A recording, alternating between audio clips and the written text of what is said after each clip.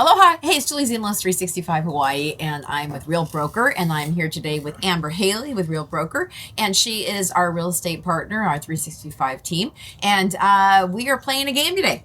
We are playing a game called Underrated and Overrated, and this is the East Hawaii edition because Amber is a specialist in East Hawaii, and she knows a lot more than I do, but so her answers will probably be a little more insightful than mine. I'm probably going to win. Wait, yeah. There's no points, huh? I guess there's no points. You guys can put your thumbs up on the winning and losing here, but you guys are going to learn a lot about real estate and different aspects of East Hawaii that you might not know through this game. So hang on and watch us play. So the key here is we're going to use these little paddles and we're going to go like kind of like this, and then we're going to defend our position in terms of why we think something is overrated or underrated. So if you are interested in getting the West Hawaii edition, it's on our YouTube channel, and Lance Owens helped me with that. And also if you're a tourist or a visitor, we did an overall Hawaii Island visitor underrated, overrated too. And the information that comes out of this little game is actually pretty interesting. And you probably might not get that anywhere else doing some kind of a Google search, because this is real life people giving real life information. So wait, who did you do the tourist one with? Me and Eric. Oh, I need to watch that one. I think we need to get Eric in and Lance in, and all four of us do one at some point. Yeah, that'd be kind of fun, a 4-person thing. Okay, so I'll start this thing off with also, if you're over in YouTube land, please don't forget to subscribe. If you're over in Facebook land, be happy because you're going to see this live. And if you guys want to throw out something that you think that we should overrate or underrate if you're watching this live, type it into the comment section and surprise us, and we'll do it too. So, you ready? Yes. Okay, Eric's going to throw them out. Here we go. Okay, first one, and you're going to repeat it, right? Properties in Lava Zone 2. Properties in Lava Zone 2. Okay. So, am I going to start? Okay. Yes. So, honestly, on like most days, I probably would have said overrated, but today my feeling I just went with underrated. Here's why. Okay, that's great. Which, full disclaimer, if you use me as your real estate agent, I will encourage you to not buy a property in Lava Zone 2 unless you can give me a really good reason or you really understand the risks of it. So I will say that. Okay. But here's why today it is underrated in my mind. Okay. If you drive down on the Big Island of Hawaii on the east side to Lower Puna, drive down to Kalapana, you take the red road up, you drive in some of those like real laid back, beautiful neighborhoods like Puna Beach Palisades, there is something magical about it down there and so few people go down there. Like, tourists don't usually end up down there. A lot of people who like live on the island, it's so kind of out of the way that they don't end up down there. It's just, it has a magic to it that I kind of can't explain. It's beautiful. It's charming. It's a vibe. I love that my phone, I kind of hate it too, but love that my phone doesn't work down there. Like, you're just kind of like back in time. And if you go down to like Uncle Robert's Market, like it's like nowhere else. So I'm going to say, because just this week I had a day working down there, and I'm like, as much as I discourage people because of the risks, like, this is magic and underrated. Oh, there you go. And I say overrated in the sense that I think people sometimes will see that the housing prices there are so low that they're, I gotta live there. I want my $250,000 single family house, and they don't obviously understand sometimes the risks of living in Lava Zone 2. And I'd say that people are always looking for a deal. And when they see houses for less than $300,000, they think that's the best day ever. And so you get a lot of probably people who call you saying, I want my house for $275,000. And you probably have to tell them it's not always what you think it is.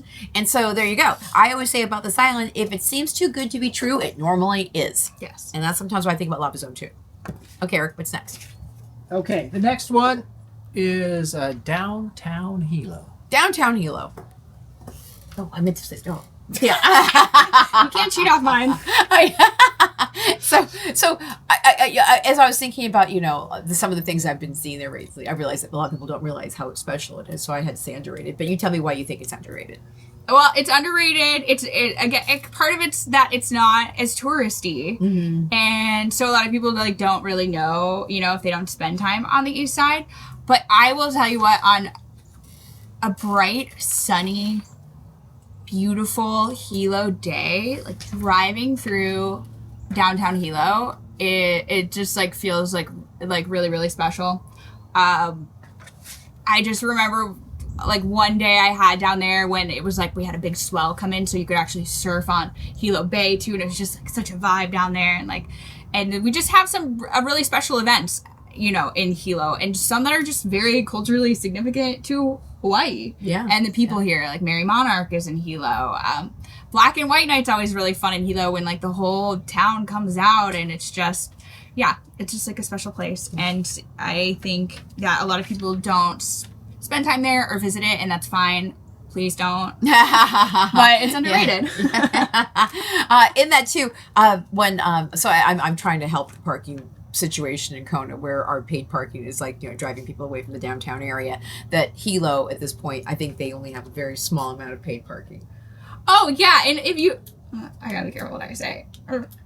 But somebody told me once, maybe, that you're not gonna get a ticket in Hilo. Okay. I got my car one night, like I went out in Kona one night, like randomly, never really do because I don't live over here, and my car was like locked up when I came back. I was like, what? Like, I was like, I'm from Hilo. I live in Hilo. Like, how dare you? And the guy did let me out. But honestly, if I was a tourist, he would not have. See, and that's another thing too. There's more tourists over here, so there's more people who are abiding by the rules. He was like, you can't park here. It's only for this. I was like, what? Like, you can park anywhere. This is the Big Island. Like, see, that's just it. It's the rules, right? So as we've lost some of the innocence of Hawaii Island in Kona, you can still find it in Hilo. Yeah, right? You can park anywhere in Hilo. You can park anywhere. It's free. You're not going to get a ticket. Right. And so I think that as I was talking to what we're doing this big pushback, we have this big committee now, and they're saying the one thing that they miss the most about Kona is being able to pull right up and not worry about paying for parking. And in Hilo, you still can do that. And you can go around and you can park on the street, and there's no parking meters, and you don't have to worry about waiting. You don't have to like eat fast in 90 minutes of you have to eat your lunch before you can go out. That reminds me of the stress of like living in California, actually. Like that I had constantly the parking. You never find parking. It always costs something. Like you had to like rush. Right. And we do have that laid back. Right. And I don't think any of your beach parks have paid. No. So we and if they do, like nobody knows that. There you go. Okay, there you go. So like in Apuna, you're supposed to pay. The house paid for the maintenance at Apuna, and then also down in Ka'aluu Bay, you have to pay. I didn't know that. Yeah. So locals don't have to pay for. Okay. For Ka'aluu. But just again, if you're watching this and just you're tourists or locals, whoever. But get this, Eric. If let's say you're coming over from East Hawaii to go to Ka'aluu, you have to go and get your little parking pass. You got to do all the work. I mean, you have to sign in once, and then you get your little thing. But so one time I was in a hurry to go in the water as soon as possible because I was meeting friends, and I had to go through all the to get the stupid parking pass.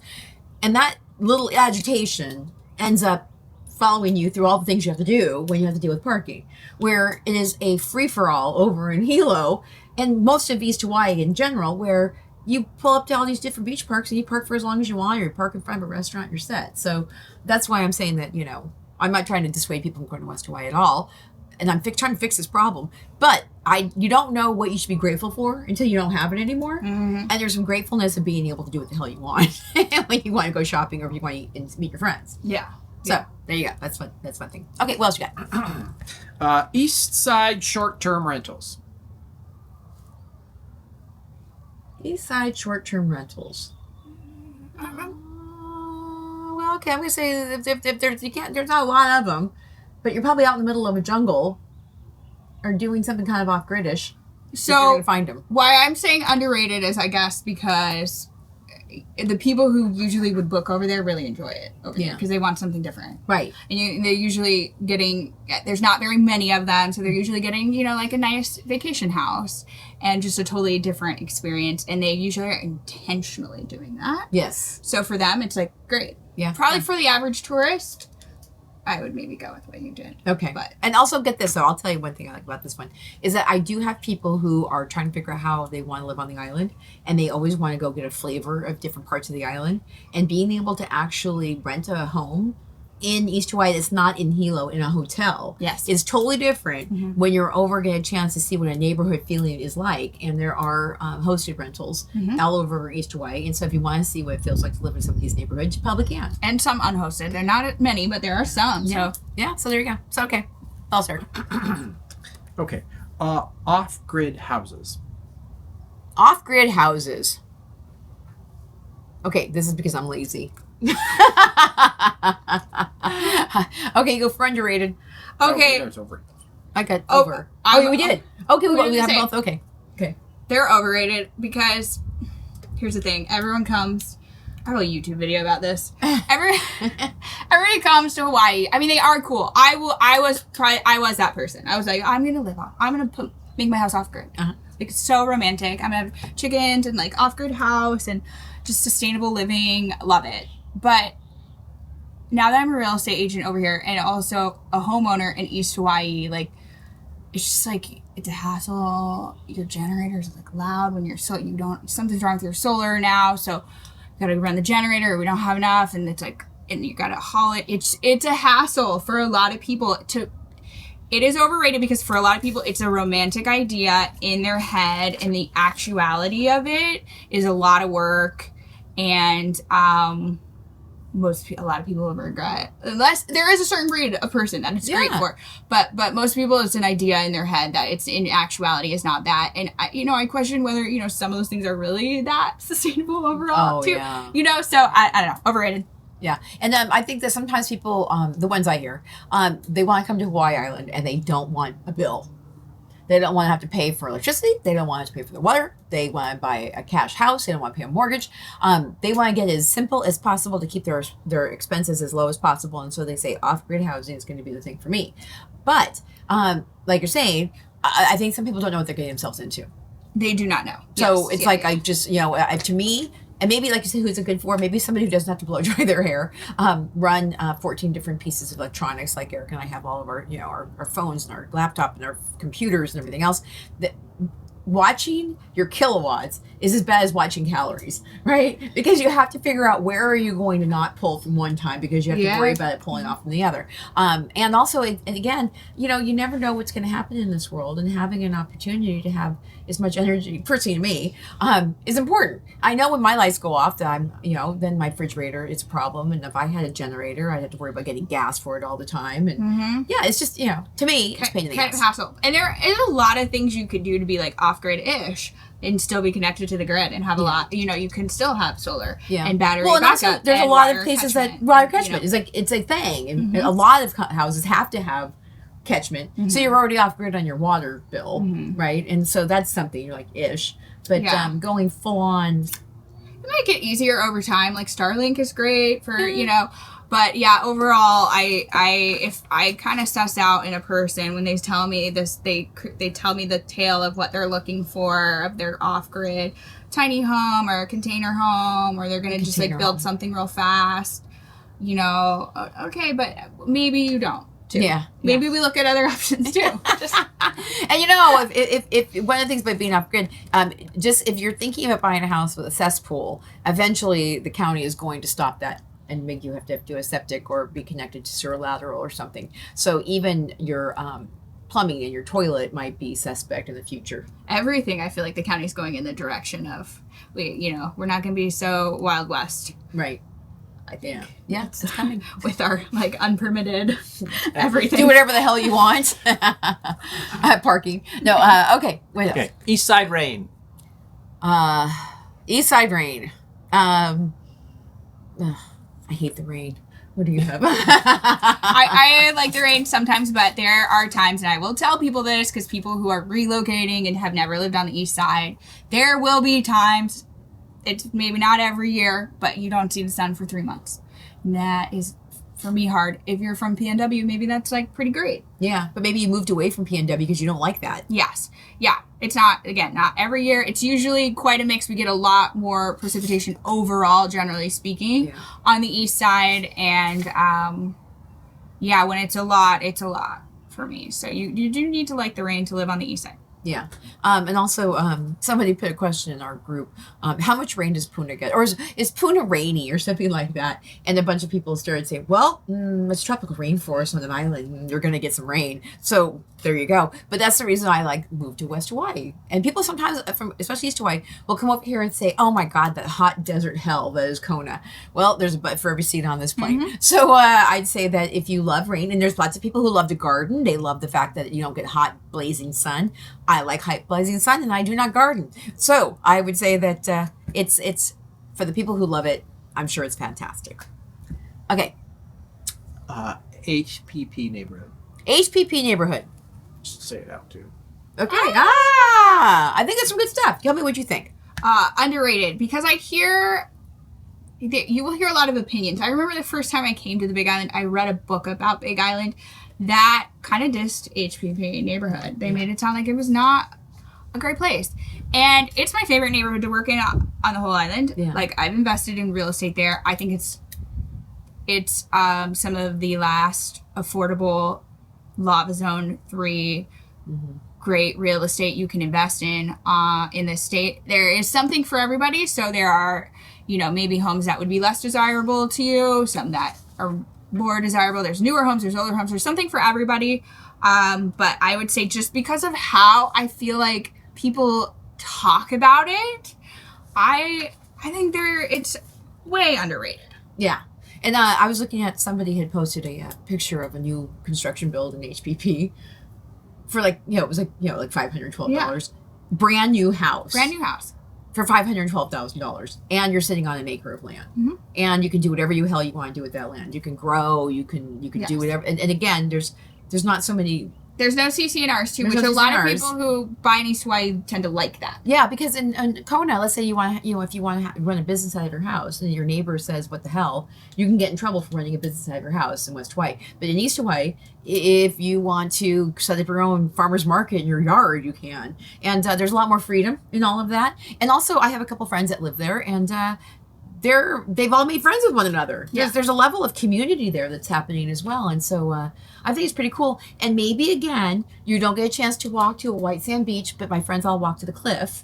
And they hang on the cliffs, and they watch the waves, come in, and they watch the whales. And I think it's a nice seaside community without the cost of what it costs to live in most any other seaside community in America. Mm-hmm. So there you go. My underrated experience at HPP. Okay. Buying raw land. I knew we'd be the same on this I one. know. It's like, okay. Oh, sorry. The thing is buying raw land, and we both think that it's overrated. Okay, so tell me why you think it's overrated. It's very similar to the off-grid thing. A lot of people don't realize you can't get a traditional mortgage on raw land. I think you can just finance it like that. You can't. There are some financing options sometimes, but it's more challenging. And it's probably easy as it is in your head to just buy a chunk of land and just build, especially if you're not familiar with doing that in Hawaii. I would say the vast majority of people that I know who start out looking for just raw land end up buying a house instead. Yes, because they start doing the realities of what it costs. Reality check. Yeah. And so if you guys watch any of our videos, the one that we talk about basically buying cheap land in Hawaii has, Eric, 50,000 views? 50,000 views. So 50,000 people thought it'd be a great idea to buy cheap land in East Hawaii. And so, and then we tell them why that might not be the thing that you think it is. And so I think a lot of people, like you said, have a dream of saying, oh, look it. In fact, there's like some empty land behind me, and I wouldn't even want to grade that thing. Nonetheless, clear it out of all the foliage. And so it takes longer than you think. It's more expensive than you think. And also, a lot of these places have cheap land. There's a reason why they're cheap land. You're in Lava Zone 1, 2, you're next to some crazy crap that's going on. You got the jungle's there, whatever. It's colder than you think. There's just some things. Mm-hmm. And so I'd say that if anyone is thinking about buying raw land, please do not buy sight unseen. That's when people say, I'll just buy something, it's $12,000. But there's a reason why it's $12,000. We're going to make you sign some disclosures. Yeah. Please come and see the land. So, okay, we good. Okay, home insurance. Home insurance. Wait, I like having it? Like housing it? Like House insurance. Well, I mean, You can take it any way you want. okay. Say it. Okay, Eric's, the word is I'm just going to home insurance. go the other route. Okay. For the sake. Okay, kind of afraid. You should insure your house, but sometimes not. Go ahead. What do you think? Maybe I'm just in my head about insurance today. Yeah. So, underrated. I don't know why I said this, because you really need it. Yeah. But I guess, like, if you think it's super easy to get, that is not the case necessarily in East Hawaii particularly. So that's why I went with underrated. Okay. And I say overrated because those rat bastards never pay out what your house is worth. To be honest. I hate insurance companies. And I do think that one of the things about buying in Lava Zone 1 or 2, if you've got cash and you think that the world is going to be okay and you don't want to spend a whole bunch of money in insurance, you theoretically don't have to have it. You theoretically don't. And if you have $200,000 to throw away, To literally light on fire. Go for it. we were talking about the concept of the 4-letter word risk. But I know that all those people in Los Angeles are going to be fighting their insurance company. Yes. And you add more trauma on top of trauma when you think your insurance company is going to be there for you. And just so you guys know, in 2018, when the lobby did take over 700 homes, the big fight over trying to get people to pay their insurance claims out was a pain in the ass. Yes, and a lot of people did not get payouts. And some people who did, they were still in the red and they felt pretty grateful to like get something. A little quick tip for everybody. Mm-hmm. If you're ever evacuating, or just everybody, honestly, it's a good idea to document your home and your possessions occasionally in case you ever do need to make an insurance claim, because they are such a pain anyway, but it might make the process a little less painful. So take pictures of all your items, videos. Definitely if you're evacuating and you have time to safely do it. Or do it beforehand. And, you know, receipts and stuff like that. So Yeah. Even though I people just did that in the lava. I just had a friend, though, that got taken out in the hurricanes in Florida. She had documented everything with receipts and everything, and she handed it to her insurance company, and it was like, I don't know, like $15,000-$16,000 worth of stuff, and they said, here's a check for $7,000. Yes. Yeah. It's a bunch of bummer. crap. It's So a we bummer. pay into this insurance thing every single month, and then when we say, "Can we get it back now?" Well, now I just feel like think, I can't do it. well, sorry, I'm kind of mad at insurance companies now, and you know, especially like health insurance. But let's not go into that. We are Anyway. mad at insurance companies today, but I will say, when in 2018, I do know people who their homes weren't quite covered in lava yet, but it was like clearly coming, but they couldn't get to their house. Right. And it was enough worth it to them to hire a helicopter pilot to fly them and some of their neighbors in to take pictures for the insurance claim. Yeah. They still were in the red at the end of the day, but they got a lot more money back because they could do that. Enough to hire a helicopter pilot, and their house was gone like a day later. Oh. All their homes, so they were really glad. They weren't able to take anything with them. I think they might have been some people who had left, and then the evacuation time, they never got to go home. They had no idea, you know. And so they couldn't take anything with them because on the helicopter, you know, the weight loads, and they had so many people coming to take pictures of their houses. But it was valuable enough that they got the chance to do it, and they did it, and it helped. But wow. Okay. Just let me ask you a question. Leilani Estates, in that whole area, was that always Lava Zone 1? Or did it become Lava Zone 1 after the 2018 eruption? No, it was Lava Zone 1. Okay. Well before. Okay, so just know that you get that's what happens sometimes. Always been. I don't think the Lava Zone maps have been refined since the 80s or 90s at all. And it'll be interesting if they do. Yeah. At some point, I would assume they would. Because but Leilani Estates actually sat on the 1955 lava flow. Oh yeah, and like Seaview Estates, I'm going to forget the year off the top of my head, but it is shockingly recent that entire neighborhood is like built on like a flow that goes down. So it's just one of those things that you have to know, and it's Leilani Estates is so beautiful, but yeah, there have been people who have lived there for decades, you know, knowing it was Lava Zone 1.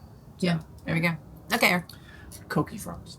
Coqui Frogs! Oh, Lord. Just Coqui Frogs.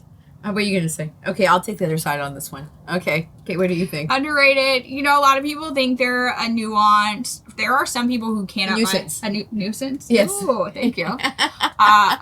A nuance. Yeah, like they have nuanced sound. You know what? That reminds me of the other day. I was like talking about the patriarchy, as I often do, and we were calling it patriotism. We're like, smash the patriotism. No, wait, wrong one. Okay. Yeah, I think they are. A lot of people also think that they're like some kind of insect or bird or something. They don't really realize what they are. So maybe when they realize they like them more or less. But I think they're quite charming. You do. I think they're charming, and so I'm gonna go with underrated. Okay. So that is so funny. And again, I mean, like overall, like I would probably like not have had them infiltrate. And, Right. Like, I don't like when they get in my house. But okay, well that's different. No, I'm just saying the noise that the Coqui Frogs make.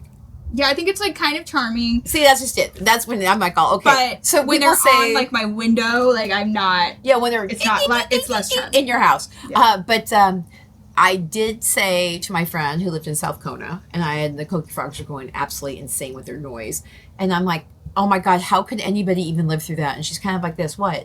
And I'm like, this crazy incessant chirping, and she's like, oh, you just get used to it. It's okay. And then when I put it on my blog, I'm like, oh my gosh, these damn Coquis. People were like this. It's the music of the night. And I'm like, what? And I have a friend that loves coming back to Hawaii so she can hear the Coqui Frogs at night. Yeah, Like, I mean, it's crazy. Yeah. So, people do say sometimes, though, that if there's a blanket of noise, it's one thing versus an errant cheep, cheep, yeek, yeek, across, then they kind of drive you nuts. But they say kind of like it's a thing. So we have killed almost every single one of the Coqui Frogs in our yard. So do you have a lot less noise? Can you tell? Well, we this place, our next door neighbor was kind of taking care of it. And then we bought the house, and he said, can you make sure you stay on top of it? So this part of our neighborhood doesn't have any cookies at all. But go up one block, and it's almost like Hilo up there. Oh, wow. So you have like... Yeah, I've created this like little anti-cookie zone. So in that, I'm not a big That's cookie not easy fan. to do. If I believe like up in Hobby, they're not so much of a thing, but I hear they will be like within 5 years. And if you're at certain elevations during like certain parts of the year, especially, I think, are they louder in the summer? At Yes, elevation? because it's more wet in the summer too. So they don't like it cold and they don't like it dry. Yeah. So in December in West Hawaii, we don't hear them as often as if we just had a rainstorm and it's warm. Wait, I guess I never noticed. So Like, listen. I would be hearing Coquis at... Isn't that great? Sound of silence. Wow. Um, It is really hard when you're trying to do phone calls at night. when people are like this, what's Or behind I you? can't like film videos. Like I would love to be able to do my YouTube videos at night after a day at work, and the sound is like too overwhelming. Just so you know. Okay, what else, sir? Building a house. Building a house. Building your own home. Again, I just go into the, it's a whole heck of a lot of Overrated. work. I mean, I've never done it, so I don't know. Me either. They say it's like a good way to test your marriage. That's what they say. So that's it's a good way to test your pocketbook, your investment Yeah. strategy. Yeah, I've just never done it. I also kind of love the charm of older houses too, so that's why I go this route. But Yeah. Yeah. I mean, again, it goes to the people who have a dream. I'll move to Hawaii. I'll build my dream house. It's going to be amazing. And it normally is not exactly what you think because there's issues. Yeah. There's all kinds of issues. So, okay. Leilani Estates. Oh, Leilani Estates. Okay, here we go. Overrated. You know what? Well, there's a fine line there. I'm going to say underrated just for a moment here because I have seen some of the beautiful houses there in Leilani Estates. And if you can handle the risk of another lava flow coming through that exact same neighborhood, you might be able to find an amazing, beautiful house sitting in a beautiful setting, except for the fact that you're surrounded by a bunch of lava that just recently flowed. What do you say? yes, so I'm gonna go with overrated because the amount of relocation education I have to do about Leilani Estates. It is cheap real estate for a reason. Mm-hmm. I understand the appeal when you are at home in California, maybe looking on Zillow, because I have been there and I fell in love with the most beautiful house in Leilani Estates, and I was not really that concerned about the lava flow. I was just like, from a smart investment perspective, I should probably go somewhere where I just know I can get my good financing and my insurance. I was really, truly 0% concerned about lava. I was like, maybe probably not in my lifetime, whatever. But yes, talked to some people who maybe lost their homes in 2018. Yeah. And also, we always have to go about this. If it's easy to go in, sometimes it becomes difficult to get out. Yeah. So if you guys think that you're getting the sale of the century, especially coming into an area that seriously is next to a brand new cinder cone, you might not find the buyers that you need when you want to get out. Okay, what else? East Hawaii beaches. East Hawaii beaches. Okay, I feel like bad saying this. Oh, you? Okay, You don't want more people going there, right?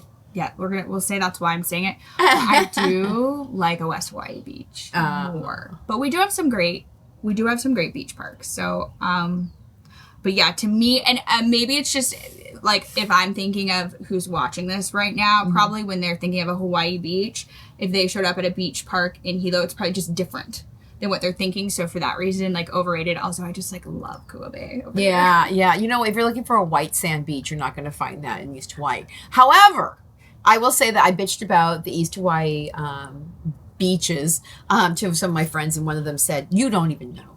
It is so beautiful over here. You need to come over here and do it." And then Eric and I did a video of the beaches along that strip of land. I mean, that street. What's that street called? Kilauea? No, the one you go to Richardson's and it's Carl's. Oh yeah. It's so she's talking about the area by all of the the kind of, it's a little industrial. It is over industrial. there, honestly, and it's the cruise ships come in there too, Right, but like yeah. the so from ports. outside the port of Yes. Hilo, then you go right on the coastline. And what I love about it is that they're almost like huge tide pools, and the Yeah. blue of that water is unfreaking believable. It is so beautiful. And then when Eric and I did it in summer, winter is kind of cold and kind of choppy. It was the true Blue Lagoon experience of a tropical vacation that you think Yeah. about in a movie. Yeah, you can Right. have some stunning days there at like beach, like Carl Smith Beach Carl Smith Park, Beach for Park example. and stuff. And the water's like kind of cold for me. It is kind of cold. Like, Okay, it has to be really hot out for me to. Like, yeah, well, and again, sometimes West Hawaii, because we don't have the fresh water coming into the ponds like they do in East Hawaii, it's a little bit warmer in the ocean to get in over here than over there. But I think I was just like kind of like, wow, this is like swimming in a movie set when I was there. So Yeah. I think that people sometimes might not know that. So. Yeah, if you don't know, yeah, Okay. they are great. Yep. Okay, last one. Okay. Flipping properties. Flipping properties. We are at the agreement. Okay, what's your story? As somebody who has never personally flipped a property, though, it looks like a hard thing to do.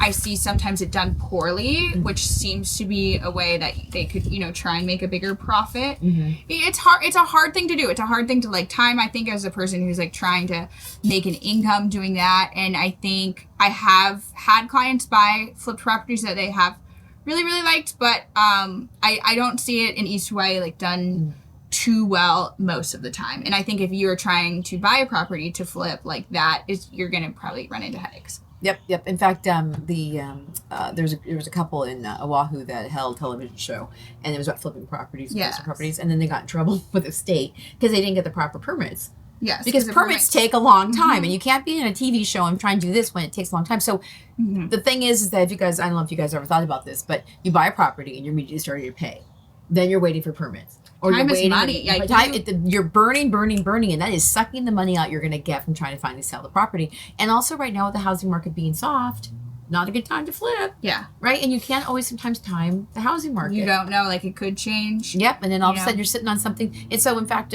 we met a guy that was just building brand new houses in HPP. And he was just flipping them out there. And now everyone's sitting on these houses for 80 days. And he's got like 4 or 5 of these things. I mean, it becomes an absolute, drain if you're doing that. So I'd say that stick with your own renovation. Okay, is that it? Is there anybody else who wants to throw us a little zinger? So let's say hi to everybody. Okay, let's have Allison is watching. Allison, hello. Lance again is watching. Lance, he's our king guy. He'll sit here for 2 hours watching our stuff today. And Nurit is watching. Oh, okay. Eric Grady. Yep. Mark is watching. Hey, Mark, you're in there too, huh? Greg is watching. Greg. And Mark says resist the patriarchy and the patriotism isn't that far on. I wasn't trying to be too political, I promise. It was just funny at the time. And then Lacey is watching as well. Oh, there we go. Quite a couple people. I hope you guys liked it. We were trying to be, fun and informative.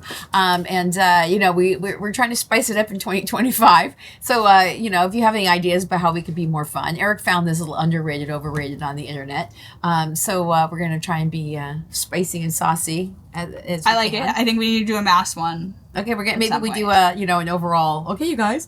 But again, if you guys are looking for realtors, Amber Haley, Real Broker, we'll drop her information down below in YouTube land, and you guys know how to get a hold of her over on Facebook.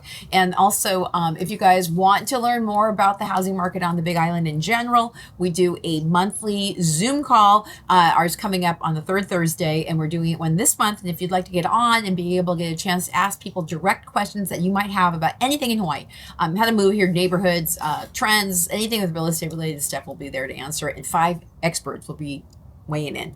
So join us on that. If you want over here on YouTube land, send me an email and I'll get you the link. And also you can join our Ohana at 365hawaiiliving.com.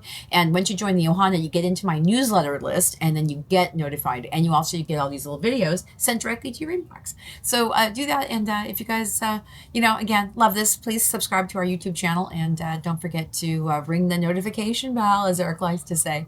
And thanks, Amber, for being part of the fun. And we'll see you guys on the next video.